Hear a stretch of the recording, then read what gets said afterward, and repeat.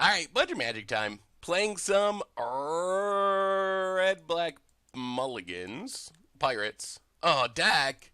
Dak. Alright, land. Alright, there's a land. With a land, this hand is actually pretty good. We have two 1-drops. We got a freebooter. We got a bit of reach. So, since we scryed into a land, this is a pretty good 6-card hand. So, Grasping Scoundrels. Pass the turn. See what our opponent's doing.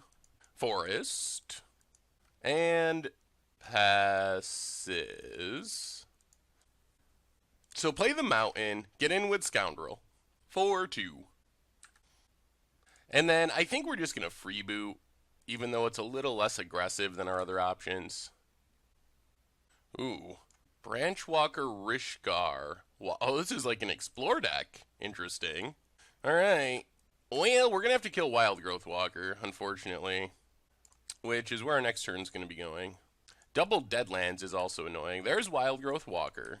Land would be fine. Alright. Lightning Stroke, Wild Growth Walker. We just can't have our opponent gaining all that life. Get in with our dorks. And pass the turn. Opponent's down to 15. So we're making strides. The problem is these Deadlands. If our opponent gets to the point where they're Deadlandsing our stuff, it's pretty obnoxious. Opponent gets a Tracker. And a Branchwalker. Gets to explore. It's a Winding Constrictor. Alright. There's a land. Well, play the land. This is awkward. So, the problem is we can play the Daring Buccaneer, but then our opponent will know about the Dire Fleet Poisoner. But if we just attack and then flash in Dire Fleet Poisoner, we lose the ability to play Daring Buccaneer. Maybe our opponent just doesn't block. What's their best block? They try to... Yeah, they might just take the beats here. If they block with Branchwalker, then we don't really care about Poisoner anyway. It doesn't do anything. So opponent just takes it. Alright. Well, I guess our opponent's going to know. Run out Buccaneer. Pass the turn. There's another Deadlands. Opponent's going to spend some life. Going to spend a lot of life. Alright, walks the plank to get back walk the plank. And a Winding Constrictor. Well, kill Winding Constrictor.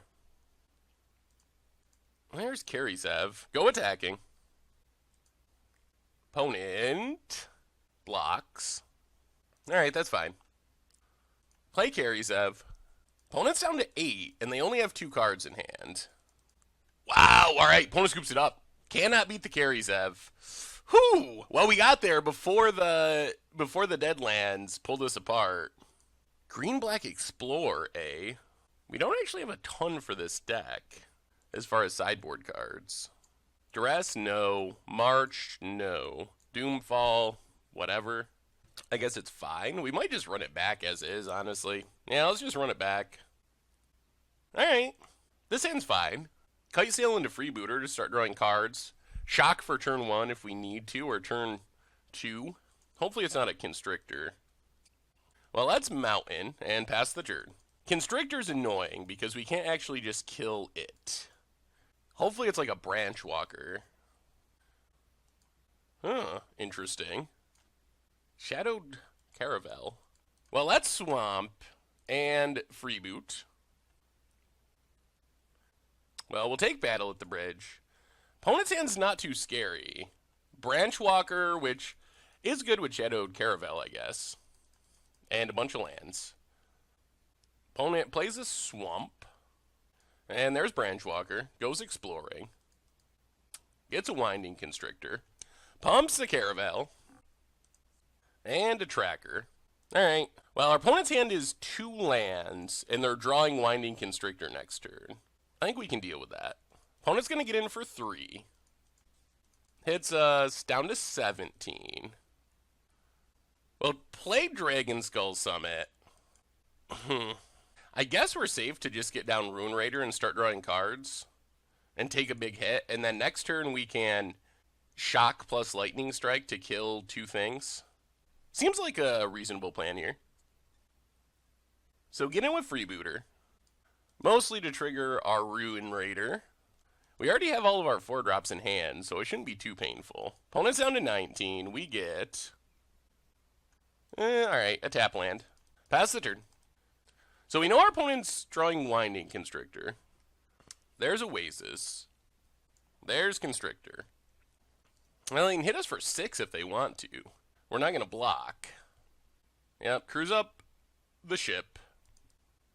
Gets in for 6, so we will take it. Down to 11. Ooh, more removal. Well, let's get in with Freebooter to draw a card. Play the tap land. And yeah, we're just going to pass. Draw a card, leave up our removal. Alright, it's a land. A land is fine. There's a bit of risk with this plan, because our opponent could draw, like, a Blossoming Defense. Branchwalker. Alright, so we need to Lightning Strike, Winding Constrictor. Opponent gets to explore. Alright, Seeker Squire. More exploration for next turn. Pumps the ship. I think we might be to the point where we got to trade off this Ruin Raider for the Branchwalker. Opponent attacks. And attacks. Yeah, so we shock Deadeye Tracker. Trade with Branchwalker. Drop to 7. Opponent passes. We draw another mountain.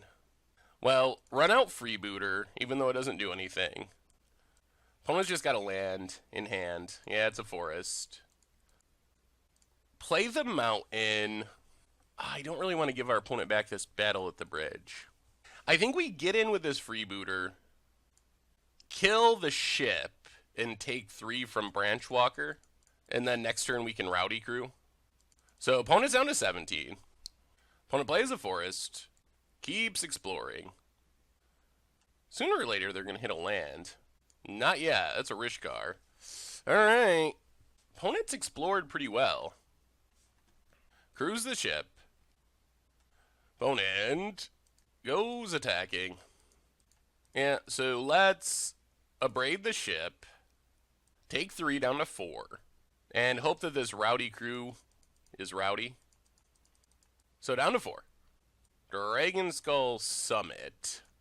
Yeah, let's just Rowdy Crew. See what happens. We do technically draw a card. Ooh. Shock is relevant. So play the mountain, pass the turn. And then next turn we can Forerunner for something. Not sure what.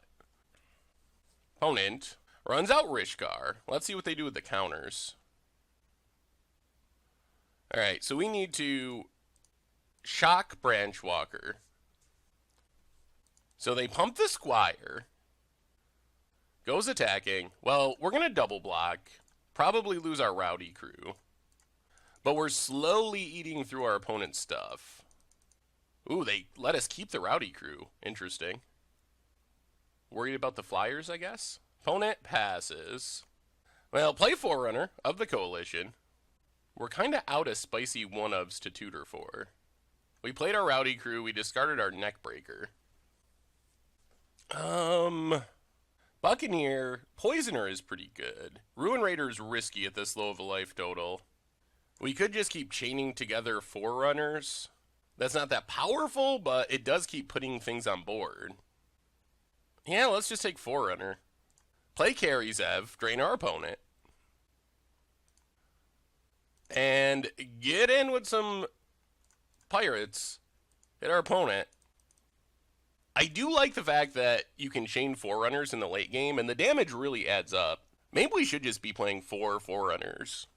Because in the late game, the first one's 1, the second one's 2, the next one's 3, the next one's 4, and then any pirate after that is 4. So it's actually this really weird way of winning the game, essentially, once the game goes long. Opponent. Passing. Well, play Forerunner. Double drain. Opponent down to 10. Tutor for a Forerunner. Do some attacking. We would like to kill our opponent before they find a way to kill this Freebooter and get back this Battle at the Bridge to gain a bunch of life. I guess it's not that much life, but it is a reasonable amount. Alright, opponent has Blossoming Defense, so they can kill our Rowdy crew. That's not the end of the world. Yep. So Rowdy crew down. Opponent drops to 7. And we'll just pass. I think if nothing goes wrong, we get to win next turn. Alright, another Rishkar. That's actually pretty fine, since Rishkar's legendary. So our opponent gets to put a counter on their Rishkar, but it's basically just 3 mana sorcery speed, put 1 counter on something. Not actually that helpful. And now I think we win. I think our Forerunner damage actually just equals a win here. Yep. Opponent passes. So we just Forerunner number 3, drain for 3, hit our opponent to 4. And then it doesn't even really matter what we tutor for. The Forerunners are coming through in this one. I have been really impressed with Forerunner. I don't know about all the Forerunners, but the Pirate one, because of the damage, it's actually surprisingly relevant and important. And now we just get another Pirate. We'll take Dire Freak Poisoner. But I think we just win right here if we swing with the team. 1.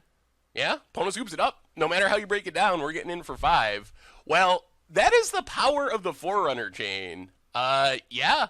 I kind of am regretting not just playing the full 4 Forerunners, actually. Thanks for watching the video. If you haven't already, take a minute and click that subscribe button. It's a great way to support the channel for free, and you'll find the next video in the playlist right here.